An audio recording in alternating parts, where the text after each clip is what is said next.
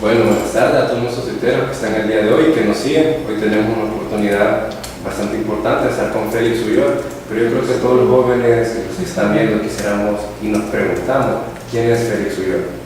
Bueno, Félix Ulloa, hay varios Félix Ulloa, entonces mejor aclarar que yo soy Félix Ulloa hijo y me gusta poner el hijo porque algunas generaciones, tal vez no ustedes pues están muy jóvenes, pero las generaciones de los años 80 conocieron mucho ese nombre porque el nombre del rector de la universidad, que era mi padre, era el ingeniero Félix Ulloa, que fue asesinado en 1980, un año muy terrible, muy duro en la historia de nuestra, fue cuando asesinaron al arzobispo Romero, a los líderes del FDR, a las monjas estadounidenses, es decir, un periodo muy, muy oscuro de nuestra historia.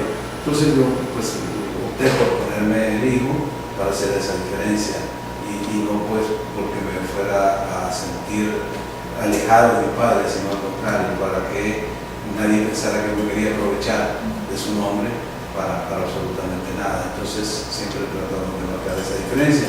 Y él quería que yo fuera ingeniero como él, pero a mí las matemáticas no me gustaron, entonces estudié Derecho y soy abogado. También en ese periodo oscuro de los años 70, cuando ocuparon la universidad, fue ocupada por el ejército y fue cerrada, entonces yo estaba recién egresado de la facultad y tuve que irme a estudiar a España para terminar la carrera de abogado, tuve que graduarme en Madrid y regresé en 1979, justamente cuando eran los años, pues ya el preámbulo de la guerra civil que iba a empezar en los años 80. Me tocó estar durante la guerra, tomaron la decisión de incorporarme pues, a la lucha del pueblo y eso me llevó a un exilio de varios años en México. Estuve viviendo en México durante un periodo, luego regresé al país y con otros abogados fundamos el IEG, que es el Instituto de Estudios Jurídicos, que también tuvo un periodo de mucha importancia en El Salvador. Durante la guerra nos tocaba defender a muchos presos políticos, a gente que no tenía recursos para salir pues, triunfante frente a problemas de carácter legal, le dábamos asistencia jurídica y defendíamos mucho los derechos humanos en ese periodo. Luego, cuando se hizo la paz y cuando se entró en la etapa de la transición democrática del país, el IEG presentó una serie de alternativas para ir en este periodo de transición aportando como otro organismo en la construcción de la nueva sociedad que todos queríamos. A mí me tocó participar mucho en el tema político electoral desde la Comisión Especial Electoral de COPAS. Fui miembro para elaborar el Código Electoral, el que está vigente, lo elaboramos en ese periodo, en 1992. Luego me eligieron en la Junta de Vigilancia de los partidos políticos en el 93 y después en el 94 me eligieron como magistrado del Tribunal Supremo Electoral, donde estuve 5 años. Me tocó hacer 2 elecciones, las elecciones de alcalde y diputado de 1997 y las elecciones presidenciales de 1999. Cuando terminé la gestión como magistrado del Tribunal Supremo Electoral, algunos organismos internacionales me empezaron a llamar para que fuera a colaborar con ellos y así estuve haciendo misiones de observación electoral en varios países, tanto de América Latina como de África y en Europa, en Estados Unidos, en Canadá. Y finalmente pues, empecé a trabajar en un organismo internacional y como experto electoral me ha tocado pues, estar en 22 misiones electorales en igual número de países. Me tocó estar dirigiendo proyectos en países como Haití, como Marruecos, como Ruanda, como el Congo, Costa de Marfil, y casi todos los países de América Latina. Luego también he estado como consultor de las Naciones Unidas, eso me llevó a misiones en Mauritania, en las Islas Comoros, en África. Con la OEA también me tocó, me contrataron para trabajar en la ley electoral de Haití en el año 2004, 2005. Y así pues he tenido toda esta, digamos, experiencia en el campo electoral que acumulando todo lo que aprendí cuando estuve aquí trabajando en el IEG, fui candidato también de la Conferencia Democrática como candidato a diputado por el departamento de San Miguel en 1991, todavía estamos en la guerra. En 1989 todavía antes de la ofensiva del 89, hicimos una campaña presidencial con el doctor Guillermo Humbo, del MNR, el Movimiento Nacional Revolucionario, y a mí me tocaba hacer casi como el que abría los mitines, andábamos en todos los municipios, y el día de la elección incluso pues, con las balas y con las bombas, así, nuestro gobierno me tocó cuidar el inframe, que era uno de los centros de votación más grandes que teníamos, y esa experiencia electoral al final decidió porque había que volcarla en algo positivo, puesto que el sistema electoral nuestro estaba muy cerrado, muy antidemocrático, muy atrasado, y yo pensaba que había la necesidad de modernizarlo. Entonces presenté esta demanda que ha hecho mucho ruido últimamente y ha dado origen a esta crisis que tenemos en este momento, donde la Corte Suprema de Justicia me dio la razón, falló a mi favor, cuando yo le pedí que declarara inconstitucional varios artículos del Código Electoral que no permitían a los ciudadanos presentarse como candidatos a diputados si no era por medio de los partidos políticos. Y eso es inconstitucional, y lo demostré mediante un escrito que presenté en la demanda. Y lo mismo era inconstitucional que votáramos sobre una bandera, porque ustedes no sé si se acuerdan en las elecciones si ya votaron antes que lo que ponían en una papeleta con la bandera del partido, y la gente votaba y no sabía por quién estaba votando, votaba por el partido, pero el partido sí decidía quién iba detrás de la bandera, y muchos malos políticos, malos diputados, pésimos diputados, que nadie los quería, como no sabía la gente por quién votaba, ni el rostro de la persona, se ponían detrás de la bandera, y cuando en un departamento no lo querían, se iban a otro departamento, y la gente de esos departamentos que era fiel al partido, votaba por el partido, de repente parecía que le salió un fulano que no ni era de la zona, ni del departamento, ni de ahí, y lo habían elegido. Entonces todo eso era una forma de tener secuestrada la soberanía del pueblo, porque el pueblo elige directamente a sus representantes, así dice la Constitución. Eso es lo que yo le demostré a la sala, me dio la razón, y por fin, en las últimas elecciones de este año, del 2012, la gente pudo escoger directamente a sus representantes. Y ustedes vieron varios casos de diputados, candidatos que lo habían puesto en posiciones que no podían ser electos bajo el sistema anterior, la gente les dio el voto y lo subió, porque hubo un candidato que lo habían puesto de último y la gente lo subió en un quinto lugar, y otra candidata que nadie daba por ella que iba a quedar porque estaba en una posición perdedora y sacó más votos que incluso del partido. Entonces todo eso indica porque la gente ha madurado, que el país ha dado un salto en la modernización del sistema y en la democratización del sistema. Así que se fue eso. Muchísimas gracias, creo que ha estado bastante interesante toda esta reseña que nos ha dado su vida y los aportes que ha dado incluso al país, tanto al extranjero. El tema que vamos a abordar es crisis institucional y panorama jurídico del país. Para ir comenzando y ir entrando en este tema, Félix, en su opinión, ¿cómo calificaría el panorama, cómo le pinta el panorama jurídico en el país en estos momentos? Mira, para serte sincero, como abogado, como jurista, como ciudadano, como salvadoreño, me siento triste. O sea, mi sentimiento de tristeza de ver que en vez de avanzar, en vez de aprovechar esta oportunidad que nos dio la sala de abrir espacios para ir profundizando en la democracia, hemos retrocedido y estamos poniendo obstáculos justamente al avance democrático. Y lo que más me duele es que sea el partido por el que luchamos para que se hicieran los cambios para avanzar, el partido que está ahora retrocediendo, poniendo obstáculos, aliado a los peores partidos de la época de la dictadura. Es decir, yo no entiendo cómo puede ser que un partido que se dice Partido del Cambio, de la Transformación, esté aliado justamente con los partidos que vienen del pasado, que están anclados en el pasado, que son los responsables directos de todas las causas que originaron esta guerra. Entonces eso me da tristeza, mucha tristeza, de ver por qué el país está en una crisis artificial, digo yo, porque no es una crisis real, sino una crisis creada a propósito para favorecer a los intereses de estos grupos, tanto los grupos que se favorecen del status quo como los grupos que tienen compromisos con el pasado y que el avance hacia el futuro, la democratización, el hecho de que el pueblo recupere su soberanía no les interesa. y es más, les da miedo que el pueblo soberano tenga el derecho de decidir su propio destino.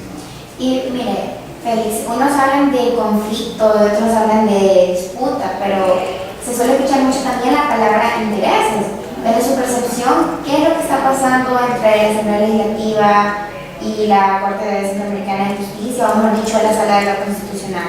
Mira, lo que está pasando es una cosa muy, muy sencilla y se resume en una sola palabra: desacato. Ustedes saben lo que es el desacato, ¿no? Desacato es no obedecer, ¿verdad? Entonces, la Asamblea Legislativa ha caído en un desacato porque no quiere obedecer la sentencia de la Sala. Y para no obedecerla, ha buscado artilugios, subterfugios, mecanismos, formas de evadirla, y una de ellas ha sido irse a la Corte Centroamericana de Justicia, que, como lo hemos dicho y lo repito yo, la Corte me merece todo el respeto. Es un magno tribunal internacional de carácter regional que dentro del sueño de Morazán todos los centroamericanos deberíamos de respetarlo porque representan el máximo tribunal de justicia centroamericana. Pero en esta ocasión, desgraciadamente, los magistrados de esa corte actual han actuado de manera parcial, no aceptando la demanda que llegaron unos abogados de la CRE, de la Coalición por la Reforma Electoral, no obstante que tenían derecho, porque eso se llama el just standing, o sea, el derecho de los ciudadanos a presentarse en organismos internacionales, en los tribunales internacionales, y por el contrario aceptar la demanda de la Asamblea Legislativa, que está planteando un falso conflicto de poderes, pero que le permite a la Corte Centroamericana entrar a revisar los fallos de la Sala, lo cual no es de su competencia. Hemos estudiado el estatuto de la Corte, la ordenanza de aplicación del estatuto, y en ningún momento la Corte Centroamericana tiene competencia para revisar los fallos de las Cortes de los países. ¿Creen que la Sala de lo Constitucional ha sobrepasado la competencia designada, como aseguran muchos de los diputados, que dicen que se está metiendo, está sobrepasando sus competencias? Sí, yo he escuchado ese argumento y ellos lo dijeron cuando la Sala falló a mi favor en el 2010, el 29 de julio del 2010, que notificaron la sentencia y se la notificaron a la Asamblea Legislativa. Ellos dijeron eso, que la Sala se había sobrepasado porque le estaba invadiendo la función legislativa al estar legislando. En ese momento se les aclaró, porque ellos no estaban acostumbrados a ver un fallo de ese tipo, porque siempre las Cortes y las Salas habían sido muy dóciles y muy obedientes al poder político. Entonces estaban acostumbrados a que cualquier cosa se resolvía políticamente. Estos magistrados han demostrado no solo su profesionalismo y su capacidad profesional, sino la independencia política, y han dado un fallo, en ese caso cuando fallaron a mi favor, que es de antología jurídica. En ese fallo ellos les decían a los diputados cómo deberían de regular las nuevas normas que deberían de promulgar al declararse inconstitucional la que yo había pedido, y eran lo que se llama técnicamente parámetros. O sea, le daba parámetros, como quien dice, guías para que las nuevas disposiciones, los nuevos artículos, no fueran a ser inconstitucionales. O sea, les estaban ayudando a hacer su trabajo. Eso no es una injerencia ni una invasión de funciones, porque la Corte no estaba legislando, estaba diciendo cómo se debía legislar. Y eso es lo que creó en principio esa resistencia del órgano legislativo para no acatar la sentencia. Al final terminaron acatando. Y en ese momento el FMLN, en el 2010, sacó un comunicado que decía: las sentencias de la Sala son de obligatorio cumplimiento y deben acatarse, nos guste o no nos guste.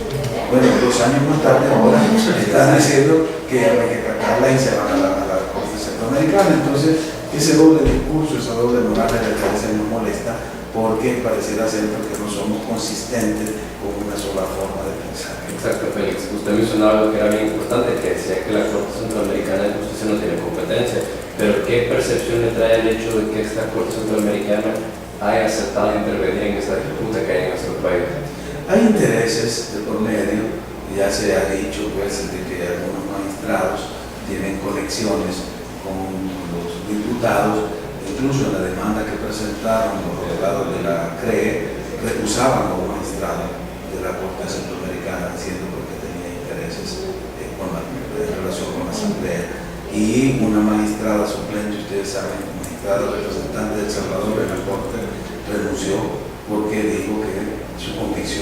egoísta y de ciudadana salvadoreña no le permitía aceptar esa invasión de competencias que estaba haciendo la Corte Centroamericana al pronunciarse sobre los fallos de la Corte Suprema de Justicia. Si se aceptara esta sentencia de la Corte Centroamericana de Justicia, ¿qué consecuencias podría traer eso? Es que no se puede aceptar porque de antemano la Corte no tiene competencia ni jurisdicción para conocer el fallo de la sala constitucional. Y entonces ya de antemano cualquier sentencia que den no tendría ninguna posibilidad de ser implementada ni acatada por la Corte Suprema. Pero, claro, los diputados van a decir y se van a apoyar en ella para imponer a los magistrados que ellos eligieron de manera inconstitucional. Entonces vamos a caer en lo que se llama una situación de facto. O sea, salimos del esquema legal de jure, ¿verdad?, que es el sistema que todos queremos, un Estado de Derecho, y pasamos a un Estado de facto, donde el régimen se fundamenta en la fuerza, que declaramos la ley del más fuerte. Y si ellos por la fuerza imponen a estos magistrados, pues va a pasar lo que pasó, que vimos el día de ayer, de que también el otro lado saca fuerza, saca músculo y mueve 35.000, 40.000 personas para ponerlas ahí. Y eso a qué nos lleva a un estado de confrontación. Y eso es lo que yo estoy viendo. Por eso decía al inicio de que hay una crisis artificial creada por grupos poderosos, pequeños, pero con mucho poder económico y poder político, que están agudizando esta crisis y que al final lo que vamos a perder somos todos. Los jóvenes, los adultos mayores, el país es un conjunto, porque la imagen que estamos dando hacia afuera es de que estamos creando las condiciones que había antes de la guerra, que es de inestabilidad política, de violencia en la calle, de falta de seguridad, de credibilidad en las instituciones. Y eso ya lo están viendo actores importantes de la comunidad internacional, los europeos, los Estados Unidos, los organismos internacionales. Entonces no nos conviene dar esa imagen de un país ingobernable. Bien, ¿cree que ha existido algún tipo de manipulación tanto mediática como profesiva en algunos sectores de la sociedad? Yo creo que sí, se ha usado de mucho en algunos medios para hacer una campaña en contra de los magistrados. Hoy mismo en un periódico vespertino veía la caricatura que pone Sala de la Constitucional oligárquica, es decir, ya etiquetando a la sala como que tuviese pues vínculos con la oligarquía. A muchos sectores que han pronunciado en favor de que se cumpla la sentencia los etiquetan que son de la derecha, que le siguen al Partido Arena.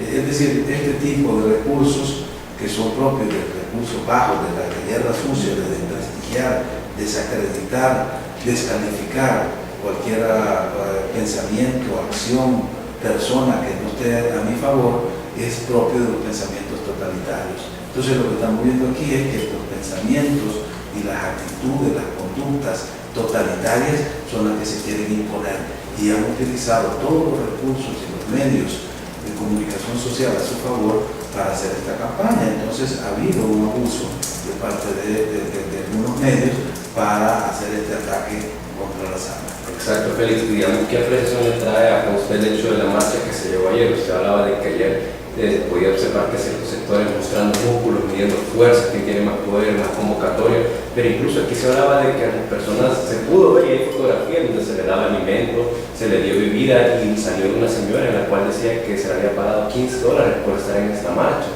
Entonces, ¿qué apreciación o qué perspectivas le trae el hecho que se están dando este tipo de cosas en las calles cuando podemos ver que los diputados están felices, o sea, no felices, pero están en sus comunidades y hay mucha gente que a veces ni sabe por qué llega a defender ciertos ideales? Claro, lo que hay, eso se llama manipulación. O sea, es la capacidad de manipular a sectores desprotegidos, a sectores desfavorecidos, que con $15 se les moviliza, que con un almuerzo, con una comida, con un refresco, se les puede movilizar.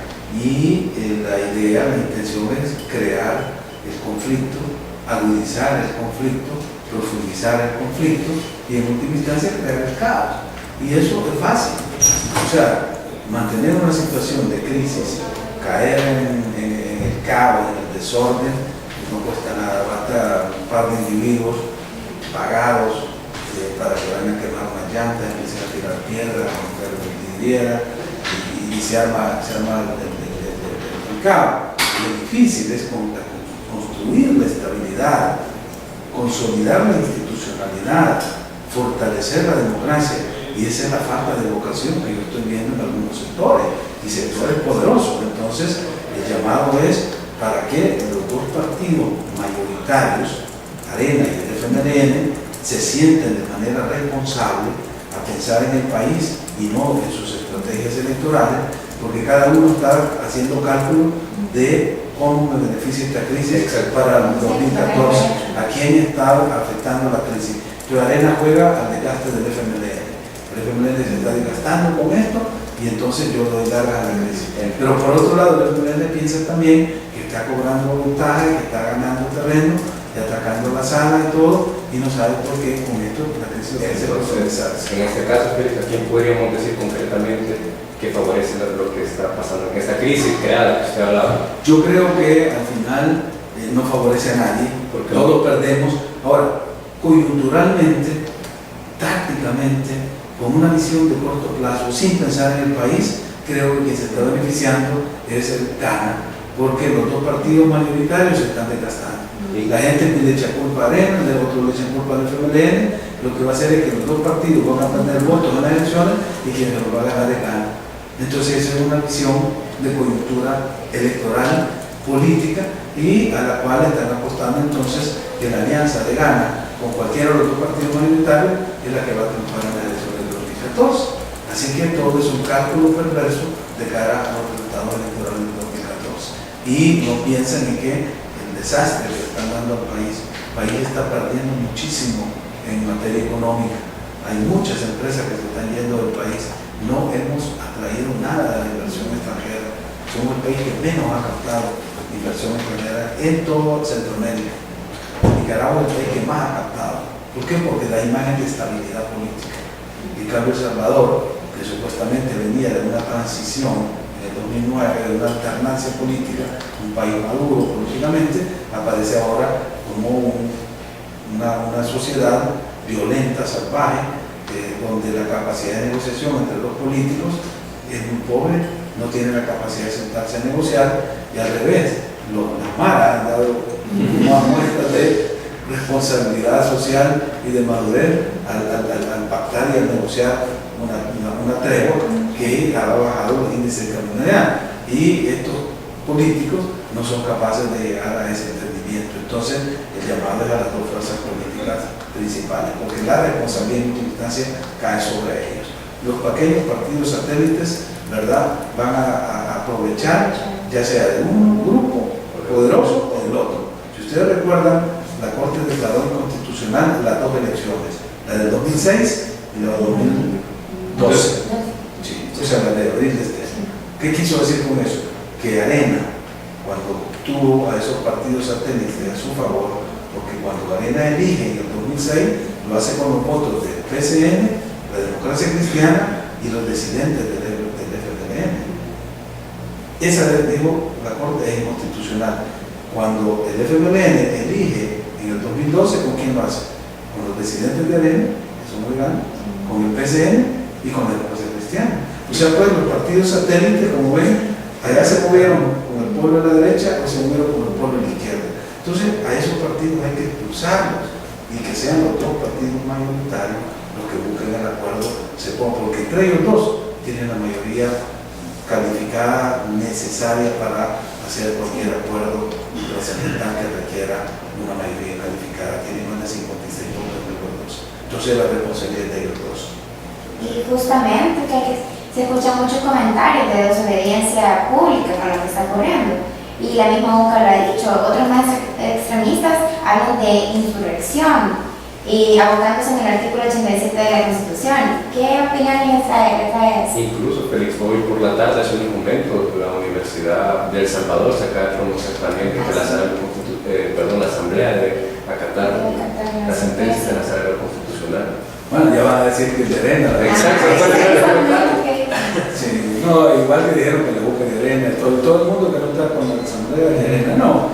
Hay posibilidades de que el pueblo se manifieste si esto sigue así. O sea, si los dos partidos mayoritarios no llegan a un acuerdo político, el pueblo tiene que salir y decir basta ya.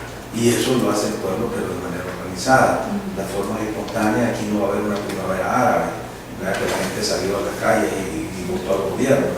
Eso no va a pasar aquí en el país, pero sí una forma organizada de expresarse. Es decir, la manifestación de ayer fue una forma organizada de expresión, pueden salir otras. Las redes sociales están jugando un papel importante en esto. Los jóvenes tienen que salir a expresarse, porque al fin y al cabo es su futuro el que está en juego. Ya las generaciones anteriores ya cumplimos nuestro trabajo, ya pasamos el periodo de formación que ustedes están pasando ahora, ya tuvimos nuestras oportunidades, yo ya estoy jubilado, entonces ya cumplí con mi ciclo laboral, pero tengo que dar espacio a los que vienen, y ese futuro de las generaciones jóvenes que vienen es con el que se está jugando todas estas generaciones viejas que están ahí representadas por ese viejo liderazgo político, carcomido, arcaico, corrupto que está en la Asamblea Legislativa. Usted ve que hay diputados que tienen 24 años de ser diputados, no tienen otra forma no de ganarse la vida, porque uno se la gana de cualquier manera, de seguir, de enriquecerse ilícitamente, porque han triplicado, quintuplicado, centuplicado su patrimonio viviendo de diputados. ¿Por qué? Porque se les permite para hacer una serie de negocios ilícitos, no han querido rendir cuentas. Y cuando hubo un abogado en la Corte Suprema de Justicia, que allá por el 2005 les pidió a los bancos que dieran informes sobre el patrimonio de muchos funcionarios, lo que hizo la Corte de esa época, la sala, fue decir que eso no era y lo quitaron. Entonces, ¿en qué país estamos? Y ese es el temor que tienen de esta sala, que le venga a descubrir todos estos actos de corrupción del pasado que han estado sucediendo en el país. Bien. Félix, ¿cuáles podrían ser las posibles salidas a esta coyuntura en la que se ha sumergido el país? Bueno, como lo dije anteriormente, solo hay una salida, que ya no es jurídica, pues, porque ya vimos que el aspecto jurídico se agotó y nadie le hace caso, es una salida política y es un acuerdo entre los dos partidos mayoritarios, nadie más. Es decir, ni siquiera el presidente de la República podemos pensar que puede ser el que liderara la solución como máximo representante del poder del Estado o el primer mandatario de la nación, porque perdió su oportunidad y él perdió la objetividad al tomar partido por la Asamblea. Es decir, al ponerse del lado de la Asamblea, él pierde la neutralidad que debió haber mantenido, porque era un conflicto que había entre dos órganos y él debió haber sido un elemento de la solución de ese conflicto, pero en vez de ser un factor de solución se convierte en un problema más. O sea, él ya no es parte de la solución, él es parte del problema. Entonces ya no es el presidente que va a venir aquí a dar soluciones, le toca a los actores políticos, y solo hay dos actores políticos que pueden resolver esto. Uno es la Comisión Política del FMLN y el otro el COE. Ambos tienen que sentarse y resolver este conflicto, porque ambos juntos lo pueden resolver y ambos juntos, separados, lo pueden agravar. Nadie más, ellos dos son los responsables de lo que está pasando. Exacto, Felipe. Una lástima porque muchas veces existe polarización en este país.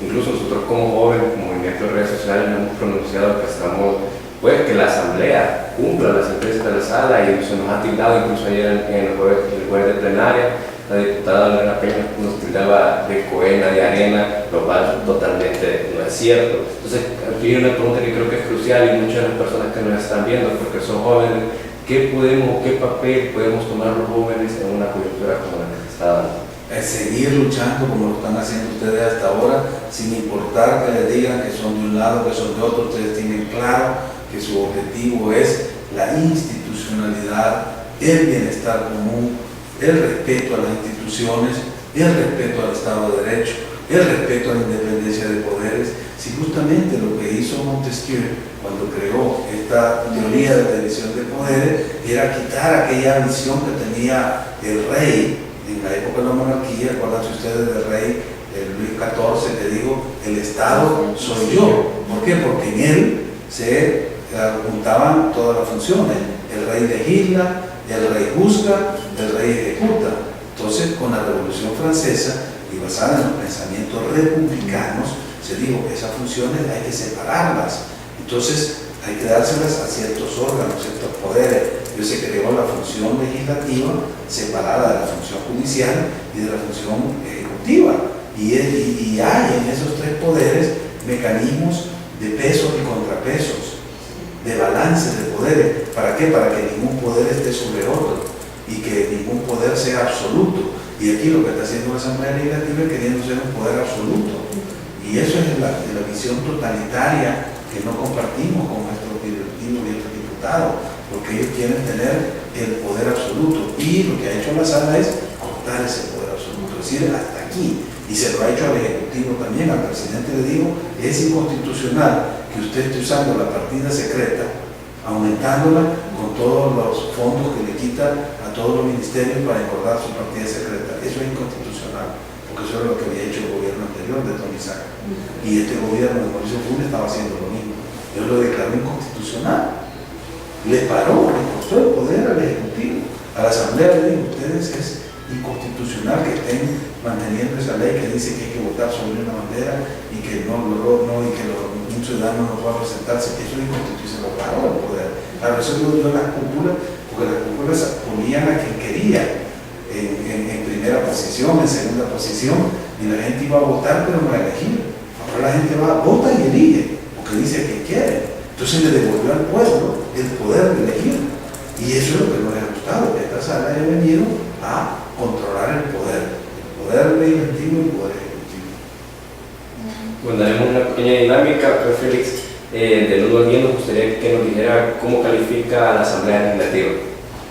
El 1 es bueno. El 1 es malo y el 10 es bueno. O sea, está bueno saber si está para arriba o para abajo. No, yo creo que ahorita está como en -1. El número negativo. ¿Y a la Corte Centroamericana de Justicia? Esa está como en un 2. ¿Y en la sala de lo constitucional? Tengo un 10. Bueno, en su opinión, ¿cree que todo esto de la Corte Centroamericana, de la Corte Suprema de Justicia, perdón, y la Asamblea generará un nuevo orden o no sé, nuevas estructuras dentro del país? Eso es lo que yo planteé, y si leen ahora ustedes en un periódico vespertino, ahí aparece que yo estoy diciendo que es la oportunidad para convocar a una asamblea constituyente. O sea, necesitamos ya dejar de establecer los remiendos a la Constitución, que es lo que quieren hacer los diputados. Vamos a hacer reforma de este artículo, vamos a reformar, no. Aquí sentémonos, pensemos en un nuevo pacto social, en un nuevo país, definamos cuáles son las normas fundamentales de ese nuevo país que queremos y olvidémonos de esta Constitución que fue hecha en 1982-83 durante los peores años de la guerra. O sea, imagínense ustedes a los legisladores constituyentes que estaban trabajando y que las balas y que las bombas y la gente matándose. En ese entorno hicieron esta Constitución. Y tenía tantos problemas y tantas deficiencias que en 1991 se le hicieron unos grandes ajustes a partir de los acuerdos de paz. Entonces imagínense ustedes la negociación de los acuerdos de paz. Que te doy esto, negociemos. Entonces se hicieron algunas concesiones y algunas cosas quedaron bien, otras no quedaron muy bien, otras quedaron mal, pero era un acuerdo. Y eso se plasmó en la reforma de 1991. Ahora ya estamos en un periodo de crisis que a grito nos está pidiendo que hagamos una nueva constitución para un nuevo país, bajo esta visión que decíamos ya entramos al siglo XXI. Nos hemos dado cuenta que estamos ya en la segunda década del siglo XXI. Hay gente que está pensando todavía con esquemas del siglo XIX, del siglo XX. Estos que lo usan, que son de derecha, ese es el esquema que era de la Guerra Fría, cuando existían los dos campos, la Unión Soviética y el bloque socialista y aquí el bloque capitalista. El muro de Berlín se cayó en el 89 y esta gente todavía está pensando con ese esquema. Entonces necesitamos un pensamiento fresco, nuevo, renovador, que incorpore en esta Constitución, en esta nueva Constitución, la visión de un país de futuro, que sea el país de ustedes, de los jóvenes, que van a estar en los próximos años dirigiendo el país, cuando esta generación que hizo la Constitución ya no existe nadie de ellos. Entonces, ¿por qué se van a quedar ustedes, los jóvenes, atados al pensamiento que hubo en aquel momento? Porque así se legisló con aquel pensamiento. Entonces necesita que se legisle con el nuevo pensamiento. Vamos a pasar a la la dinámica de las preguntas que nos hace la gente y los comentarios también. Como primera pregunta la hace Diego López y pregunta: ¿qué opina sobre la actuación de la presente Sala Constitucional sobre las anteriores salas? Como otra pregunta de Gabriel Sura, ¿pensó que al realizar la demanda la sociedad civil se manifestaría de tal forma? Y también pregunta cómo debe plantearse la sociedad civil en el futuro. Son las dos primeras preguntas. Bueno, yo creo que esta sala en relación a las anteriores es un gran avance. Es una sala de lujo, es una sala que nos da prestigio, que nos proyectó ante el mundo como un Estado de derecho donde el Poder Judicial era realmente independiente del Poder Político. Entonces, ese prestigio de esta sala la hace diferente a las anteriores y por eso es víctima de los ataques que están haciendo ahora. En relación a la sociedad civil, que si yo pensé que se iban a manifestar o no, bueno, la verdad que no lo pensé. O sea, yo presenté la demanda porque yo estaba convencido como abogado y como ciudadano que era mi deber presentarla. No es la primera que presentaba, ya en el año 2000 había presentado otra y la había ganado, nada más que en aquella ocasión la asamblea de aquella época trató de, antes de que el fallo se les notificara, alguien la filtró, igual que ahora, que la filtraron antes, y las fuerzas oscurantistas en aquella época cambiaron los artículos del Código Electoral para que la sentencia no tuviera valor. En aquel momento el FMLN me acompañó y Chafik Handal a la cabeza fueron a demandar a la Asamblea por haber cambiado los artículos y haber violado y no haber acatado la sentencia. Ahora igual, ahora filtraron la sentencia, llegó a la Asamblea y todas las fracciones, incluyendo el FMLN actual, lo que hicieron para que no se aplicara la sentencia fue reformar la Constitución en menos de 25 minutos. Imagínense ustedes una reforma constitucional acordada en menos de media hora, cuando eso requiere un proceso profundo de reflexión, pero ahí todas las fracciones se coligaron. ¿Por qué? Porque todas estaban protegiendo los intereses de sus cúpulas y la sentencia iba justamente a golpear ese poder de las cúpulas. Bueno, tenemos dos preguntas, dice Diego López. ¿Cuál es la solución según el doctor Ulloa? ¿Acatar reforma del 186 o rectificar? Nos dice Desirrío, que explique por favor la diferencia entre un conflicto de poderes y lo que aquí sucede. Me imagino que es pues porque los diputados han tomado el artículo 22 literal F de la Corte Centroamericana de Justicia. Y también nos dice, reformas electorales son transitorias. ¿Usted cree que los partidos las hagan permanentes? Bueno, sobre el primero, yo como dije, los problemas no son de reformar artículos individualmente. Hay que hacer un ajuste estructural a la Constitución en su conjunto, modificar las instituciones que hay que modificar, los procedimientos que hay que modificar, crear las nuevas instituciones, como se crearon las instituciones en los acuerdos de paz, el Tribunal Supremo Electoral, en una creación de los acuerdos de paz, la Procuraduría para la Defensa de los Derechos Humanos, la Policía Nacional Civil. De todas esas instituciones no existían en la Constitución del 83, las creamos en los acuerdos. Hoy es oportuno crear nuevas instituciones. Con relación a la otra pregunta sobre si el conflicto de poderes, ¿cómo se explica?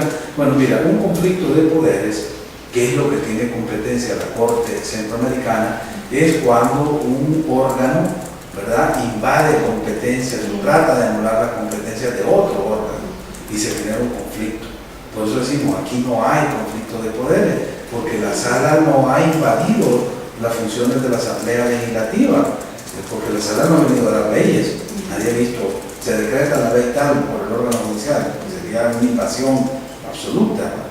Aquí lo que ha habido y lo que existe es un desacato, simplemente. Entonces, eso sí lo puede conocer la Corte Centroamericana, porque el artículo que dice la compañera, el artículo 22, literal F, en su parte final, el literal F dice que la Corte es competente para conocer cuando no se cumplen los fallos judiciales.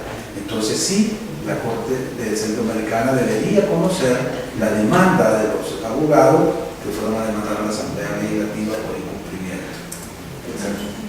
Bien, José Raúl comenta: perfecto, magnífico, la solución es una constituyente, el señor Ulloa lo ha dicho, es necesario un nuevo Estado y como base primordial en una nueva constitución establecer una democracia participativa y no representativa. representativa.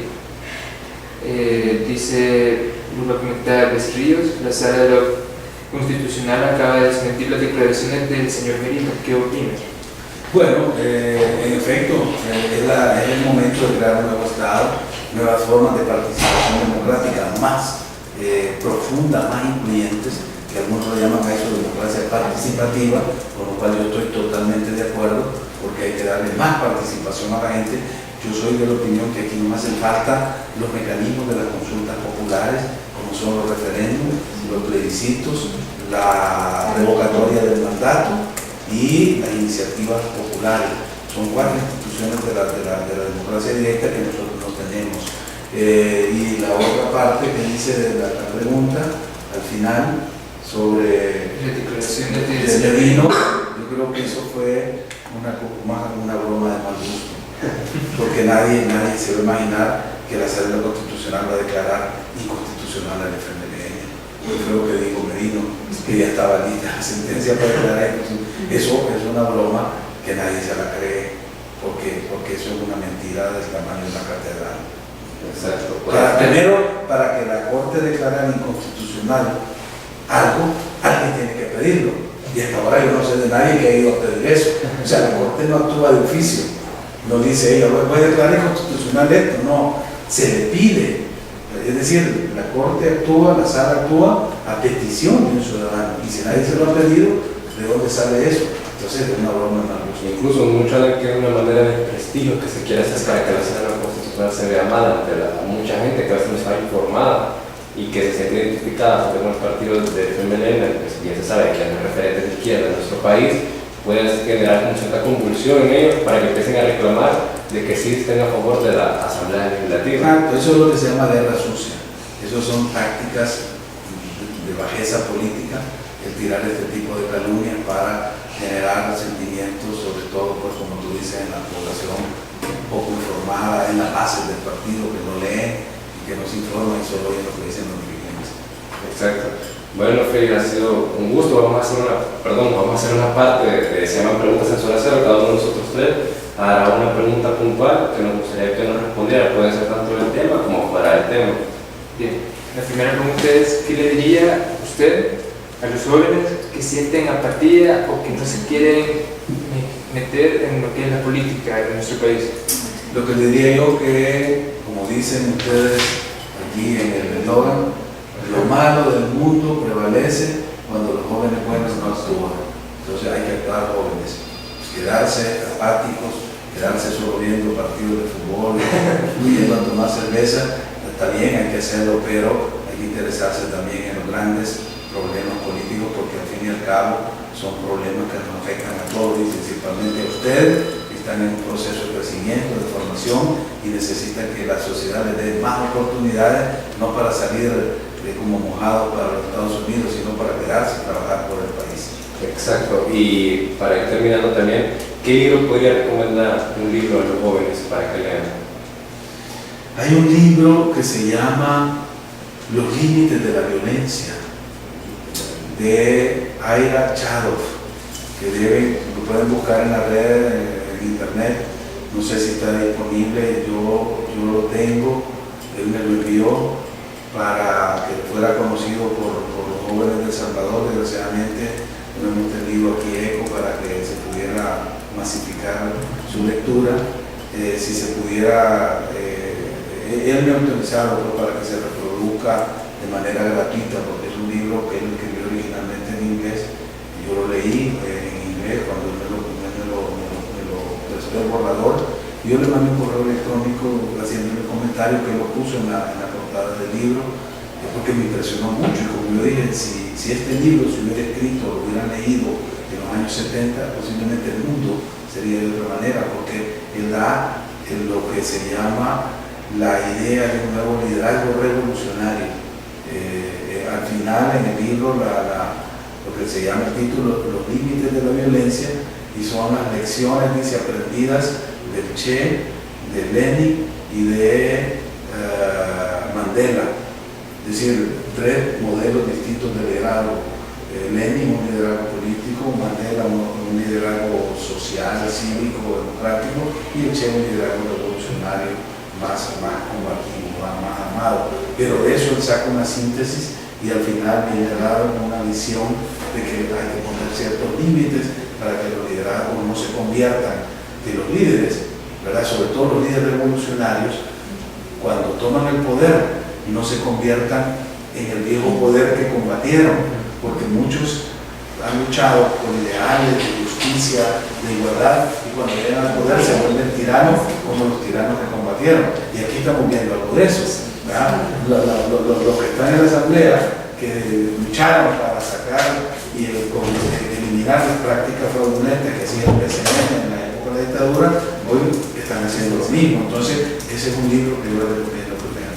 Y yo una pregunta sobre el tema que estábamos tocando.